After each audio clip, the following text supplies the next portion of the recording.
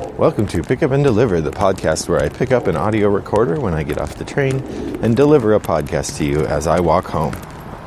I'm Brendan Riley.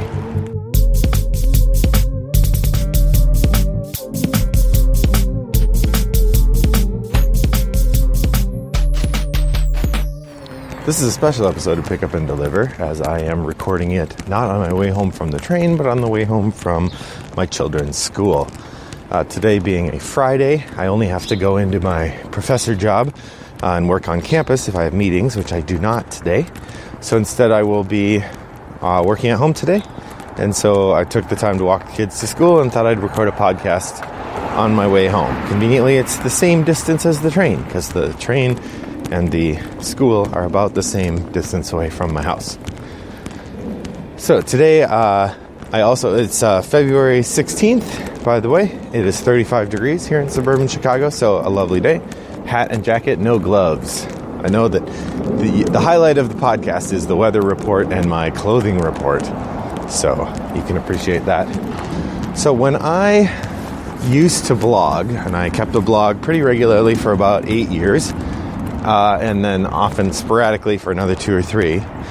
It's still technically there, but I haven't updated it in who knows how long. When I used to keep a blog, I would try to post something every day.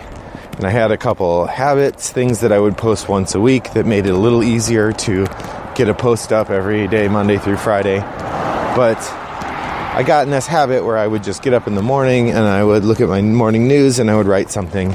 And it was a productive time for me mentally, and it was a nice creative outlet. I never had very many readers, I don't think, but it was a good activity. One of the things that happened occasionally is I would have sometimes 2 or 3 ideas for really good blog posts, all in short succession. And I would write them within like a day or 2, and then I would kind of back post them so they would appear later. And then sometimes I would have other things come up that seemed more timely than the things I had posted originally. And so I'd have posts that I would write that would get left aside, and sometimes they would get delayed for a while, and then they would come out and they wouldn't feel relevant, or they'd get pushed back. And I would get to this point where I had like a week of posts written, and anything new I was writing wasn't coming out for a while. And that is sort of getting to be the case for Pick Up and Deliver. On the other side of the equation are days when I can't think of anything to write, or I'm too busy, or my schedule changes, or for some reason I don't record a podcast, or I wouldn't write a blog. And that would be nice to have that kind of lead time, because if I got busy, I didn't necessarily miss out on my publication schedule. So what I've decided to do is on days when I have time to record a podcast and feel like it, I'm going to record podcasts that are designed to be a bit less timely, with the idea that I can slot them in later. So, for instance, in recording the previous podcast, I knew which day I was planning to release it. But this one, I have no idea. My plan is to edit it, get it all ready, and then let it sit until it's needed, and then post it when it's needed. So, this is a timely podcast, or a timeless podcast, and who knows when you'll be hearing it. The shadow knows. Anyway, okay. So today I thought I would continue my discussion of different game jargon and terms. In particular, I thought today we would talk about a couple phrases that I'm not sure are locked down. I would say within the board game, a very narrow space of the board game hobby, these terms have come to mean what I'm going to use them for today. But I think some people, they're still not obvious. And these are the terms deck building and deck construction. Let's start with deck construction. If you're outside of the hobby board game world, chances are you have still encountered the game, or there's a good chance you've... If you're outside the hobby game world, there's a good chance that you've encountered the game Magic the Gathering, or Pokemon, or Yu-Gi-Oh! I think those are the big 3. All of these games are trading card games. Meaning that you buy them in packs that are randomized and you put together decks. More recently, some popular games from this ilk are Star Wars Destiny. That's a big one that's out lately. Or I think this spring there's going to be a Munchkin collectible card game coming out that's supposed to be very good, if you like that sort of thing. And then there's a subset of games produced. There are a couple different companies that have produced them, but sort of the biggest The biggest player in this part of the market is Fantasy Flight Games, and these are called living card games or extendable card games. Remember, the other ones I said were trading card games, and you buy them with randomized packs. And so there are cards in there with varying degrees of rarity. So like in Star Wars Destiny, if you want to get a super duper Darth Vader awesome card, you have to buy a whole bunch of stuff or else buy one from somebody who had the luck of finding one in their decks. And this has been the case since Magic the Gathering. Magic famously has cards that are rare and ultra rare and super duper rare, and your chances of getting them are very slim, but they're worth a lot of money if you do because they're hard to find. So this is part of the model of these games, is the kind of thrill of opening the packages and seeing what kinds of things you find. But it also means that playing competitively is very difficult. In living card games like Android Netrunner, a favorite of mine, or Arkham Horror, the card game, or The Legend of the Five Rings is a new one from Fantasy Flight that follows this model. It's a living card game, and the model is that the card packs are standardized. They're a little more expensive. So, for instance, if you want to buy 15 Magic cards, you're going to pay about $3, maybe $4, or no, it's $5. It's $5 for 15 Magic cards. By contrast, if you want to buy 60 Netrunner cards, of which there are 3 copies each of 20 different cards. So you're really buying 20 different cards in a full play set. It's $15. So you can work out the math and see which is a better deal. But the big thing is with Netrunner, you know which 20 cards you're getting, or which sets of 20 cards you're getting. And every pack is the same. So you and I can each spend $15 and have the same deck to play with, or the same set of cards to play with. And this is true for every card they sell in the game. That they sell it in a specific way, and you could buy it retail in a specific way. You don't have to go hunting for rares. So the games, while they're still released endlessly, like they release new packs, with Netrunner it comes out to about once every 6 weeks. The actual content of the cards is the same every time. But all of these, both trading card games or collectible card games, and living card games or extendable card games, all of these fall under the category of what I would call, and what many people call, deck construction games. So a deck construction game is a game where there is a wide variety of cards available to a player and a set of rules during which the player follows to build the deck they're going to use in play. And before they start the game, players spend some amount of time putting together the deck that they're going to use. And then when they play against an opponent, the cards that are in that deck are usually a surprise. Now, good players or players who have played the game a lot or whatever will often not actually be surprised by cards in the deck because people have kind of standard ways of playing.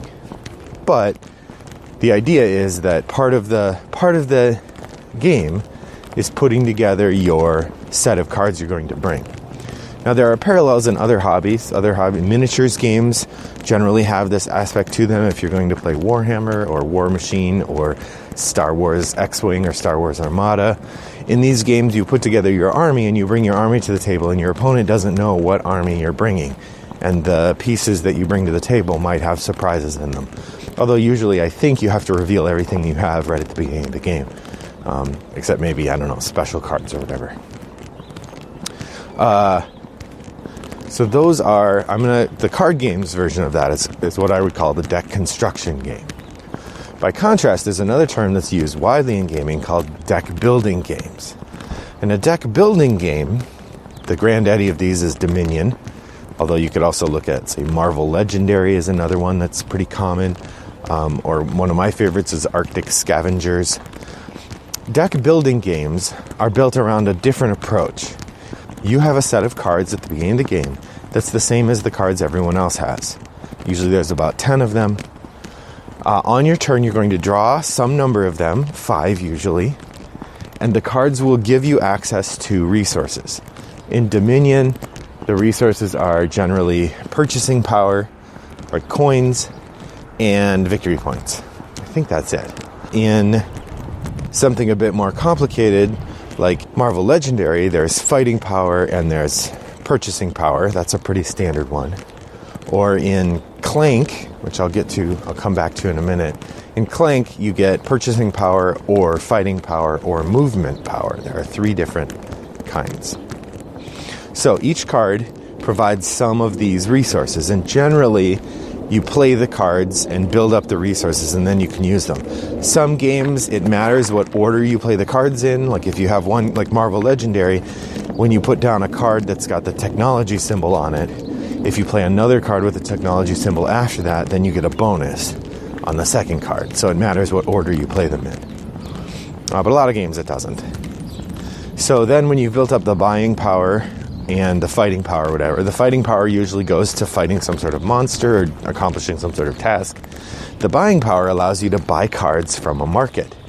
And that market could be a set group of cards. At Dominion, there's usually, I think, 10 different cards in set amounts that everybody has access to.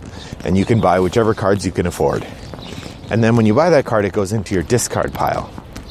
After your turn is over, all the cards you had go in the discard pile. There are some games that let you keep them, but most of the cards you have go in your discard pile. And then you draw 5 new ones or 6 new ones from your deck. And the idea is that every round you're discarding all your cards and drawing new ones, and so you're cycling your deck. And when you've run out of cards to draw, then you shuffle back your discard pile and start drawing again. The result is that these cards you've been buying are now in your deck, and they are useful to you. And sometimes they'll give you more money that lets you buy even better cards. Sometimes they'll give you more fighting power or more whatever you use to accomplish the goal. So as the game goes along, you build a deck based on a strategy that you're using. So the confusion for a lot of people comes in the idea that when you're building a deck to play in something like Netrunner, you're doing a different activity than when you're building a deck that you would use during Dominion. So it's confusing to use the term deck building to describe both games, because these are very different experiences. Playing a game where you construct your deck before you play has a very different feel to it than a game where you construct your deck as you play. Particularly if the cards you bring will sometimes win or lose the game before you start. There are moments in the Netrunner meta where there are some decks that just really do well against other decks. And so if you're bringing a particular ID and a particular kind of strategy to the table, and you sit down and realize there's somebody across from you that's the opposite, well, you might just concede right away or try a little bit and then concede. For example, there is a particular character named Max in Netrunner who discards 2 cards off of her deck every round and then draws 1 for free. And the idea being that you want to build in a lot of things that allow you to take stuff out of your discard pile. Well, there's a corporation ID in Netrunner called Scorpios that's built entirely around taking cards from the runner's discard pile and removing them from the game. So if you're Max and your goal is to put cards in your discard pile and then use them from there, it's very disruptive to play against a corporation that just removes cards from your discard pile. Such that can be a very bad matchup. But that's part of a deck construction game. In a deck building game, you generally don't have that problem.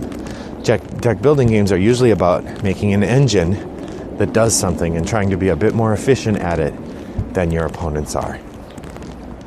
So I'm not sure how useful this division of jargon will be, but it is useful to have in your head the difference between the 2 kinds of games. So if someone tells you they're planning to play a deck building game, you have in your head maybe a series of questions or an idea of the differences that could come up so that you can inquire about what kind of game they're actually planning to play, whether you need to study up on the meta or just study up on the engine you're going to build. Well, hopefully this episode was enlightening and interesting for you. I'd love to hear from you. You could reach me on Twitter at rattleboxgames, or you can email me at brendan@rattleboxgames.com. I frequent the forums at Board Game Geek. My username is wombat929. I'd love to hear from you there as well. Well, thanks for listening, and I hope that your next walk is as pleasant as mine was. Bye-bye.